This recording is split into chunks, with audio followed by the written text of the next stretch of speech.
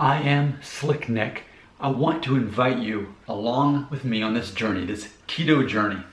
So I have been doing keto quite religiously since around Thanksgiving of 2020. I've only seen positive results from this for me personally, but I don't feel that until, say, this past week, I have really went all in completely. Not just religiously, but I mean extreme. So here's where I'm at with my keto journey at this point. I am testing this question: can I actually gain fat by doing keto? Now let me be very specific. When I say doing keto, that means I still am keeping my carbohydrates below 50 grams a day.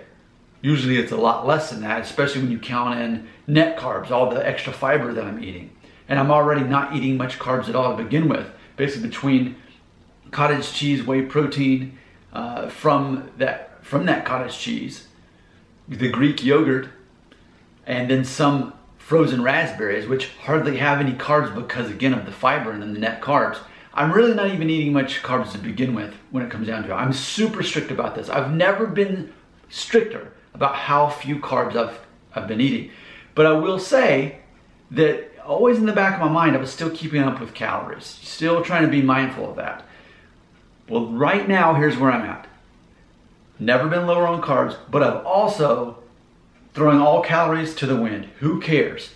And instead, here's what I'm experimenting with. If I take away my ability to store fat by getting rid of the carbs, and I actually increase my fat and protein, in theory, it's going to make my body work that much harder, basically, in theory, raising my metabolism to burn that excess that I'm doing, because I was still kind of playing it safe. I was like, well, I don't need to eat too much. Now, and this is basically part of this could be its own video, can you really overeat on keto? It's actually hard to. When you take out the carbs, it's hard to get to the point where like, oh, I feel miserable, because you realize the carbs were always the thing making you feel like you've eaten too much. So I'm giving my body what it needs, protein and fat. And the whole thing about carbs, I'm not even wanting that. So this is interesting, kind of like the concept with Supersize Me, where he tests out what'll happen if he eats, enough McDonald's for 30 days. What happens if you truly don't care about calories, you take the carbs thing very seriously? Can I actually gain body fat? Now granted, I'm not asking can I gain body weight or body muscle, because in theory I probably will gain some body mass. But body fat, I don't think so. But I'm going to find out. How will I know? Because you can't just simply weigh yourself and know. Because what if I'm gaining muscle mass? Well, I'll say we'll know by my clothes fitting. I mean, I'm size 31 pants right now, size medium. If my clothes stop fitting as comfortably because I've got more fat on my belly, then I'll know that, yeah, it's pretty easy to actually gain fat. But the whole concept is this. If keto works and you do it the right way, then it should, in theory, be impossible to start gaining back this body fat that I've lost by keto. So if it's working and I do it more extreme, will it continue working? We're asking a question of basically the point of diminishing returns. I'm getting right up to that line and saying, where is that point?